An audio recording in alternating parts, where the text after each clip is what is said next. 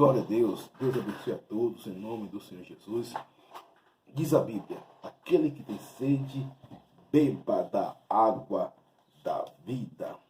Quem tem sede, beba da água da vida. Queridos, que Deus abençoe o seu dia, o seu corpo, a sua alma, o seu coração. Hoje, queridos, nós vamos ter um tema muito proativo para a sua vida, um tema importantíssimo que eu gostaria que você prestasse bem atenção, ao qual vai falar poderosamente no seu coração. Tema tal que vai dar substância, subsídios para você ter uma vida abundante, uma vida feliz. Amém? Você reunir forças, energias, né, para poder estar na presença de Cristo. Lembrando que amanhã e domingo, eu vou trazer uma reflexão sobre o Dia dos Pais. Né? Vão ser 2 dias que eu vou dedicar sobre a função, o efeito dos pais, né? Como o pai tem que proceder, né? Como é que você tem que lidar com o pai, respeitando os pais, e amando seus pais. E você vai perceber muitas coisas, muitas preâmbulos que você não sabia, e Deus vai falar fortemente em teu coração. Amém? Mas não vou falar muito para nós criarmos essa boa expectativa para amanhã. E para domingo também. Vamos lá. 1 Timóteo capítulo 4, versículo 11 ao versículo 14. Vamos começar a ler no versículo 6.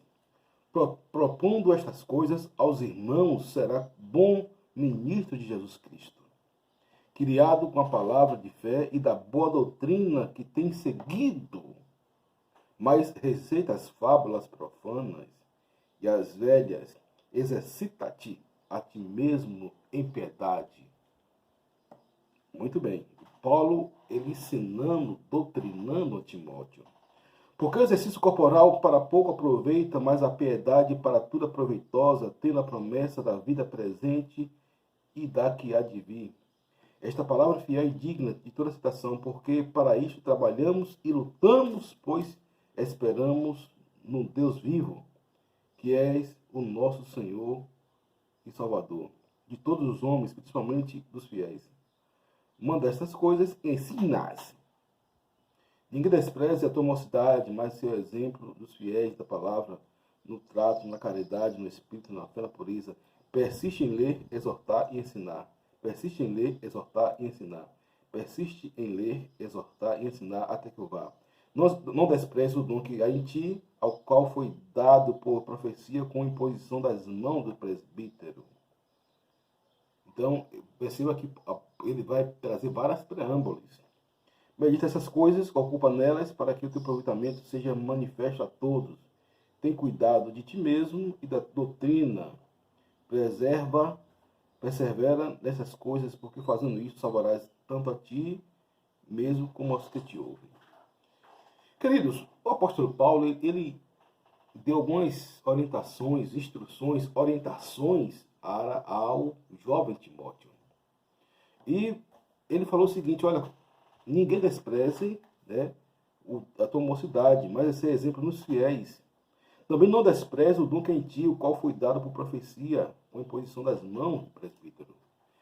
O apóstolo Paulo faz várias administrações, advertências, exortações e com alguns conselhos. Qual o conselho? Não despreze a tua mocidade. Não despreze a tua mocidade. Por quê? Mas ser exemplos ou fiéis na palavra. Queridos, o apóstolo Paulo fala o seguinte: para ser fiel, não desprezar a mocidade, ser exemplo na palavra. Queridos, graças a Deus, dou muito glória a Deus, eu falo isso de coração, porque eu pude dar ao Senhor, mesmo sendo imperfeito, né, apesar da minha imperfeição, eu pude dar minha juventude ao Senhor e não me arrependo nem um milímetro. Nem um milímetro. Graças a Deus, nasci na igreja. Eu comparo o Timóteo como a minha vida, nasci na igreja para a glória de Deus. E celebrei sempre dando os meus talentos, os meus dons ao Senhor. Claro, naquela época muito imaturo, né, mas a essência era a mesma, de servir ao Senhor com dom e talento. Então, eu era muito jovem, né? Eu hoje tenho 42 anos, já, as pessoas já me acham jovem. Agora, imagine há 20 anos atrás, há 22 anos atrás, com 18 anos, como eu comecei a ascender nessa carreira de pregador. Então, eu me lembro que na minha consagração, né, os presbíteros, os pastores, né, impunham a mão sobre mim e começaram a ir ali me abençoaram, né, com experiência de vida, com um legado muito importante. E ele fala o seguinte: ninguém despreza a mocidade, mas ele vai dizer ainda: não despreza o dom que é em ti. Qual o dom que eu tenho, queridos?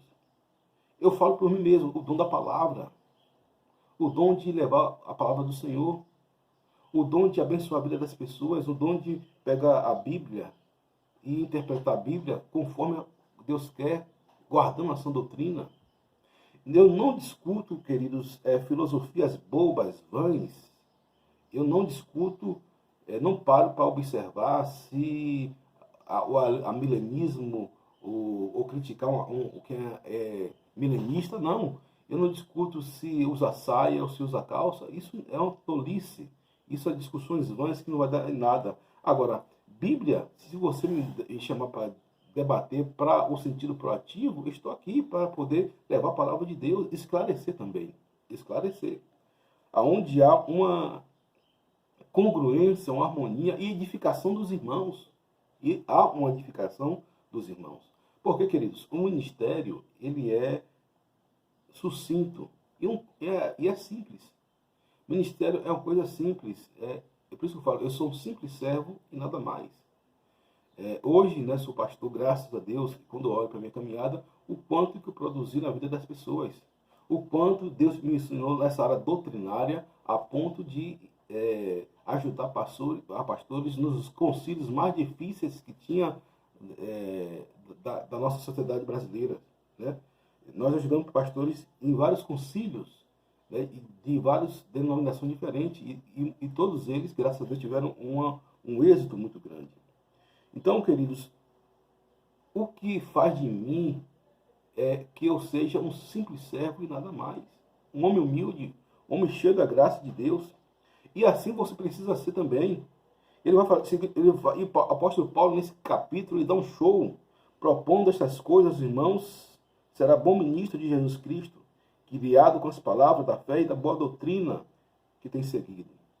Querido, hoje nós vemos fábulas, hoje vemos com um termo chamado na filosofia que é um falso moralismo, um falso doutrinalismo,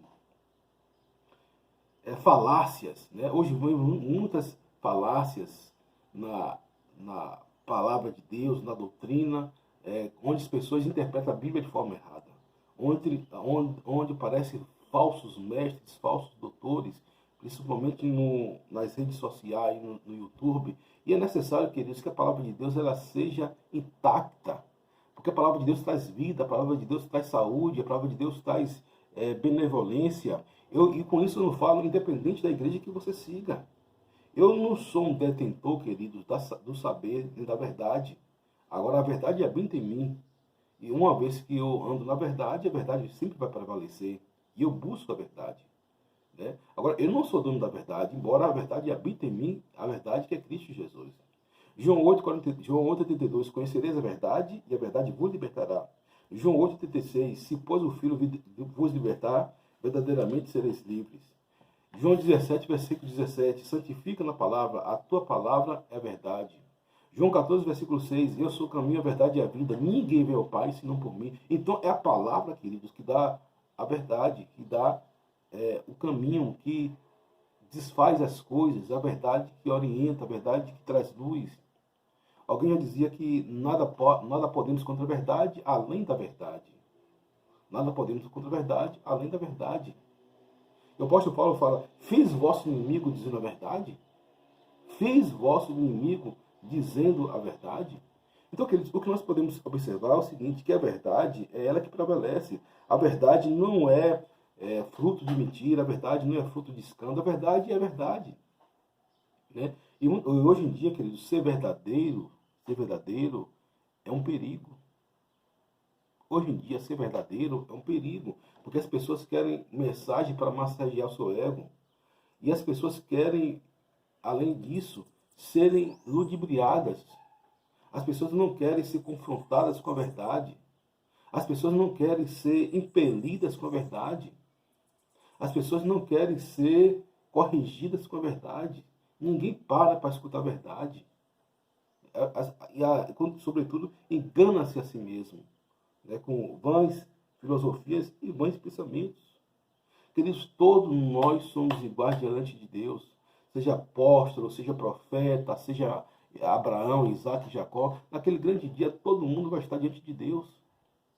Às vezes você olha para Abraão, aquele homem espetacular. No juízo final, vocês estando salvos, sendo salvos, glória a Deus por isso, nós, em nome de Jesus, vamos estar diante de Abraão de forma igual. Ou seja, no corpo glorificado. Claro que vai ter as patentes espirituais, mas no corpo glorificado vai ser um só. Agora, um único digno de toda honra e glória é o Senhor Jesus. É Deus Pai, Deus Filho e Deus Espírito Santo. A Trindade Divina. Esses são top. Esses são linha de frente. Agora, anjos, querubins, serafins, não merecem adoração. Anjos, querubins, serafins, arcanjos, não merecem adoração de jeito nenhum. De jeito nenhum. Não, de jeito nenhum. Anjos não merecem adoração, seja ele quem for. Claro que os anjos, já falei aqui os papéis do anjo. O papel do anjo é proteger, o papel do anjo é levar mensagem, o papel do anjo é abençoar, os anjos são enviados. E outra coisa, os anjos são meus servos. Os anjos do Senhor são meus servos. Diz a Bíblia, os anjos do Senhor acampam ao redor do que os temes e o livra do mal. Porque ele dará ordem aos seus anjos a teu respeito para te guiar em todos os caminhos. Isso é uma afirmação procedida de forma correta, não fora do contexto. Não fora do contexto. Quando há uma necessidade, quando há algo verdadeiro diante de Deus, quando há um contexto lógico, bíblico, espiritual. Né? Então, o anjo, querido, ele está aqui para servir o crente, não para o crente adorar anjo. Que história é essa de crente adorar anjo? Mas que história é essa de crente glorificar o nome de anjo?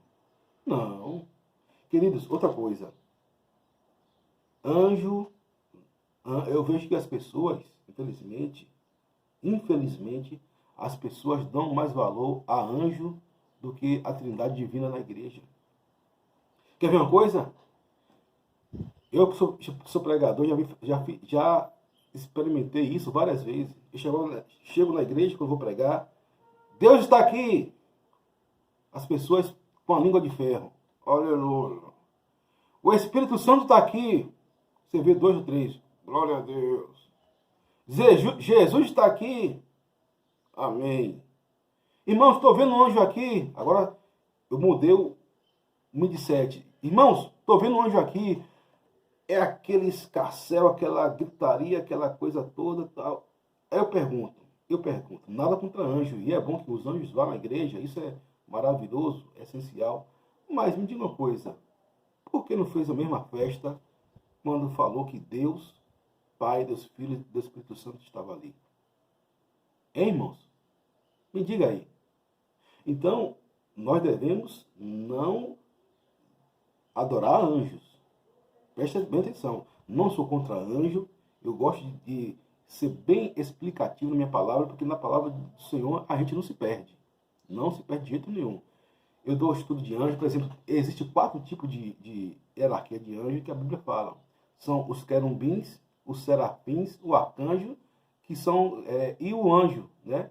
Que esses 3 são espécies de anjo. Na verdade, são 3 espécies de anjo que a Bíblia declara, né? Querubim, serafim e arcanjo. Ah, mas Lúcifer aí não sei o que tal. A Bíblia declara querubim, serafim e arcanjo. Né? Então, perceba. Arcanjo, como diz os estudiosos, a grosso modo, de uma forma bem simples, bem basilar, que não vou levar aqui, que levaria dias, meses estudando sobre anjos. Arcanjos são anjos de guerra. São aqueles anjos que vêm para decidir, para levar vitória. Querumbins, queridos, querumbins ungidos, São anjos responsáveis por milagres, né? Por trazer milagres, para trazer bênçãos na vida das pessoas.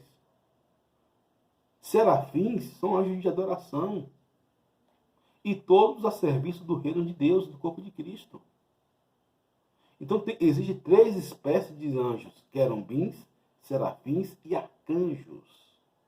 E todos esses anjos, eles estão a serviço do corpo de Cristo, estão a serviço de nós. Estão ao nosso serviço, porque o anjo do Senhor acampa ao redor do que os teme e o livra do mal. O anjo que falou com Maria, que Maria está grávida, o anjo que falou com Moisés por 2 vezes, ou com José por 2 vezes, que ele deveria fugir. Foi o anjo que deu instrução a Moisés, o anjo que deu instrução. Então você vai ver anjo para cima e para baixo na Bíblia. É bíblico? É. Agora, cuidado com algumas doutrinas sobre anjos. E a própria Bíblia fala. Então, vamos disciplinar a matéria. Vamos disciplinar a matéria.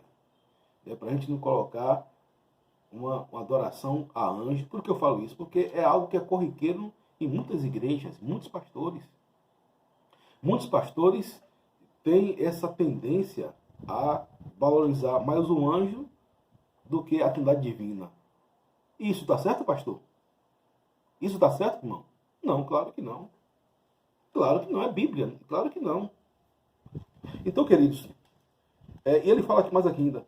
Rejeita as fábulas profanas e das velhas, exercita-te mesmo em piedade.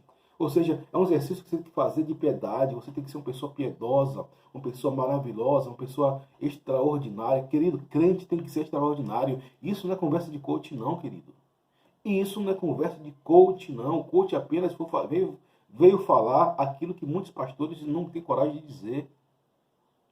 Os coaches vieram fazer aquilo que a maioria dos pastores não querem dizer. Você tem que ser extraordinário, você tem que ser fora da curva. Você tem que ser fora da caixa. Jesus era um homem que ele falava sobre isso. Jesus falava, olha, você vai ver vários insights de Jesus ensinando o cristão a ser fora da caixa. Dá a quem te pedir. Vença o mal com o bem. Se alguém mandar você caminhar 1 milha, caminhe com ele 2. Se alguém tirar a capa, a túnica, oferece ele a capa.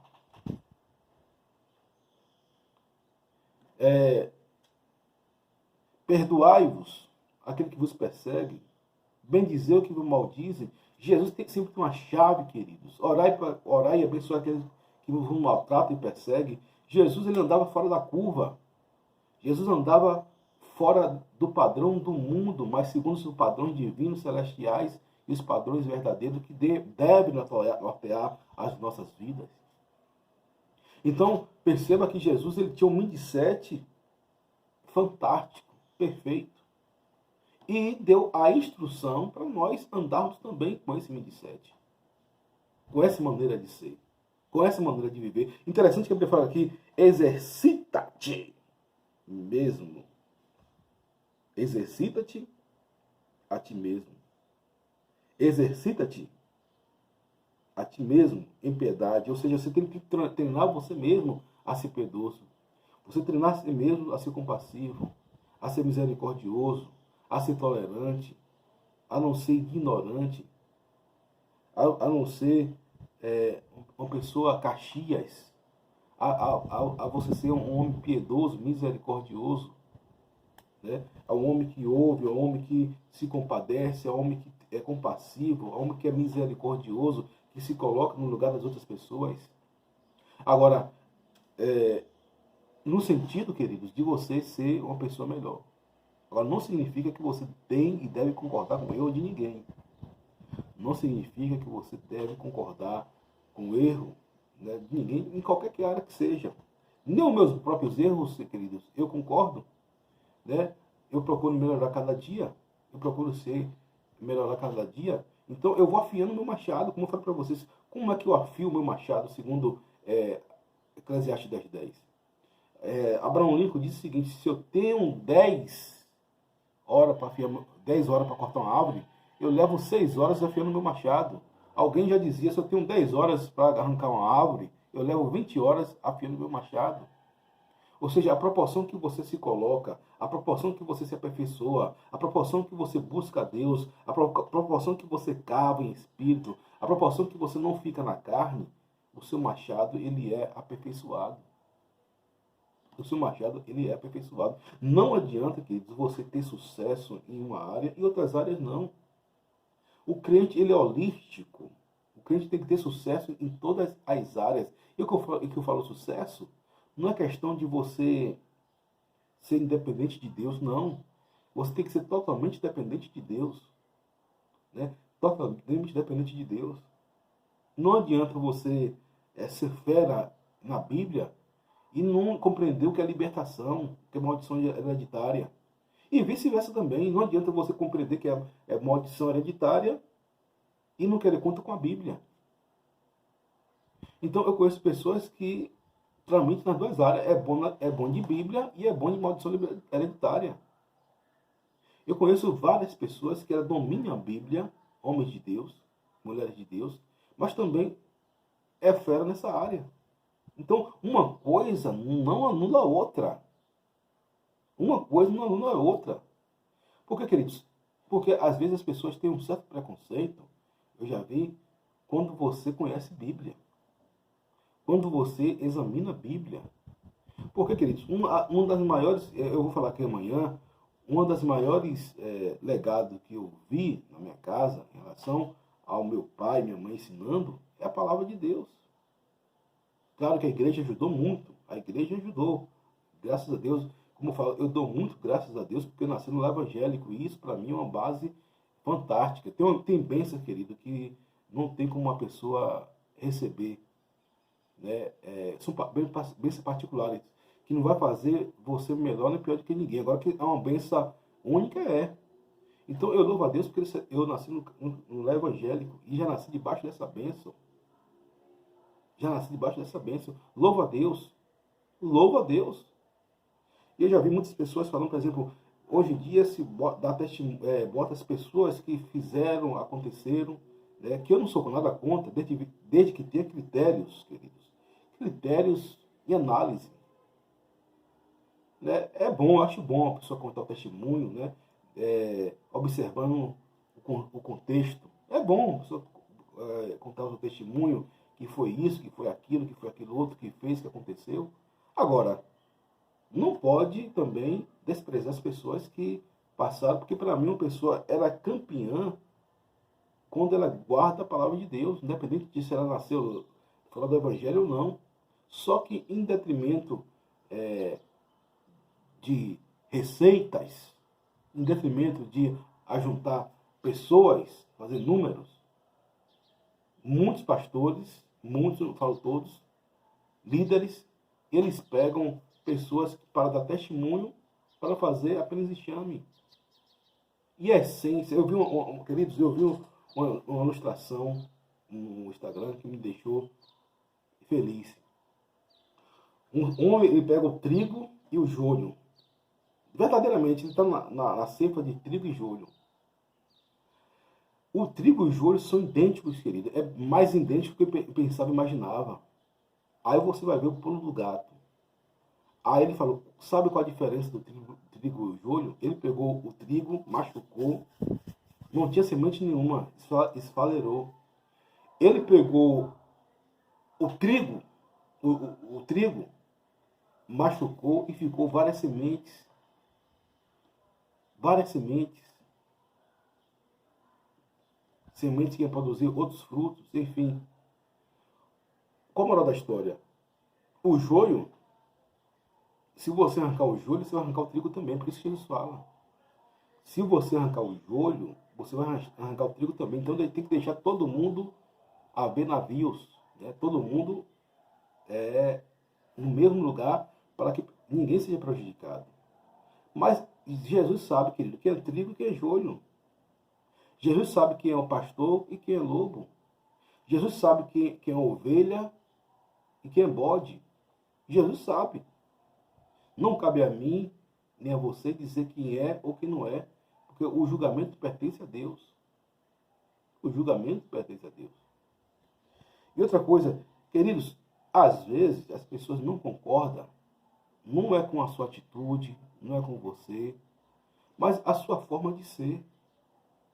A sua forma de ser. Claro que você não vai mudar a sua forma para agradar ninguém. Você é isso que você é.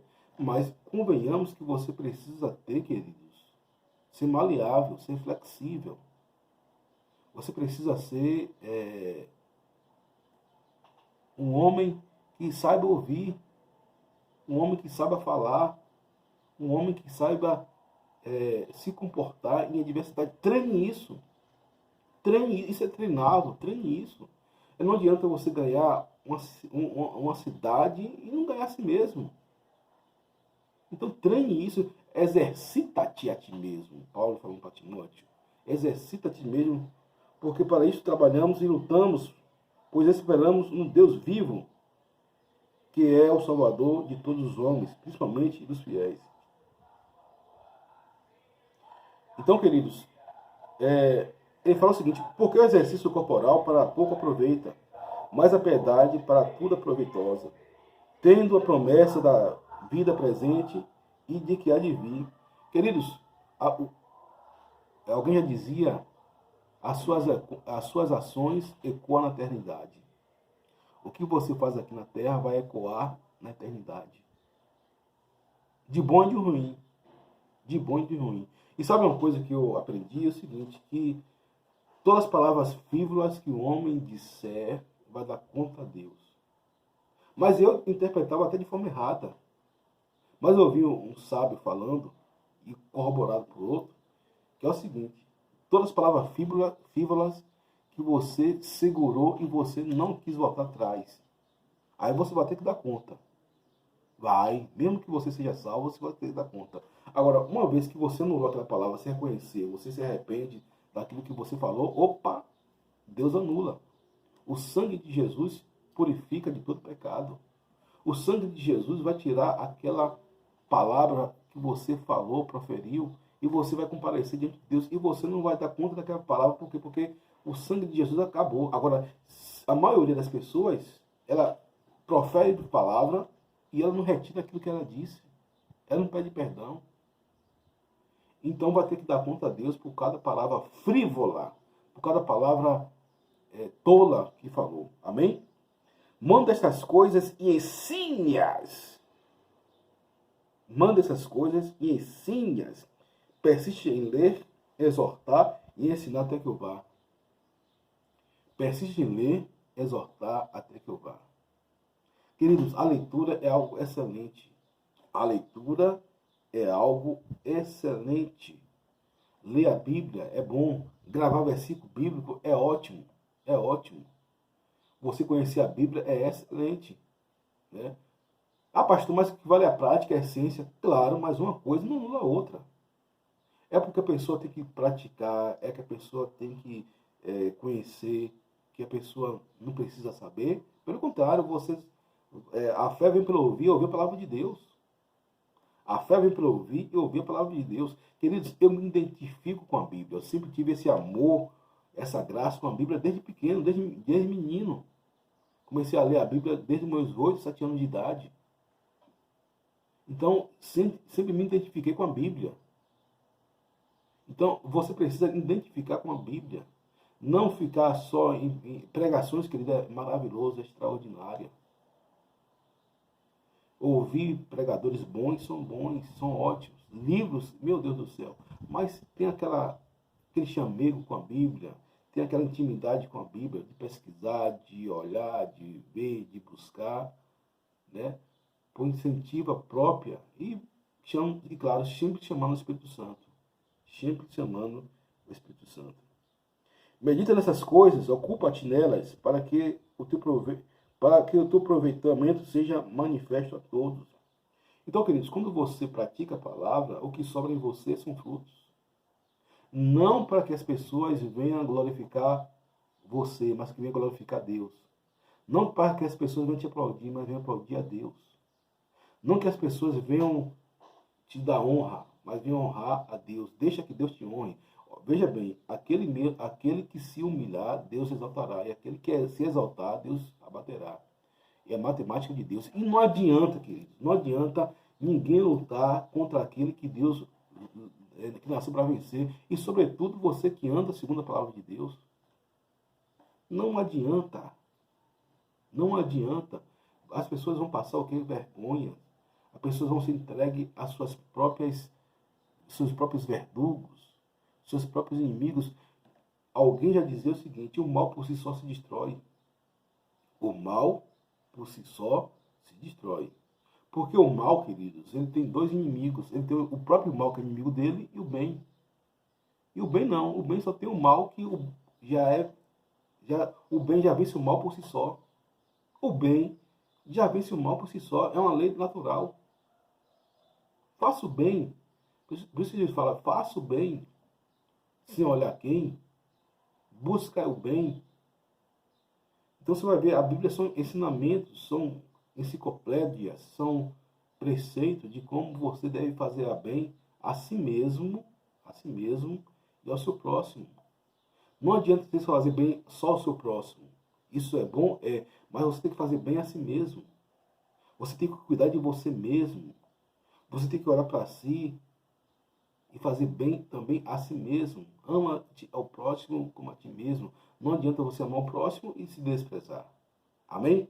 Então, queridos, que essa palavra venha a ser uma palavra proveitosa na sua vida, que você venha a ser abençoado no seu corpo, na sua alma, no seu coração. E amanhã estaremos aqui com a palavra poderosa.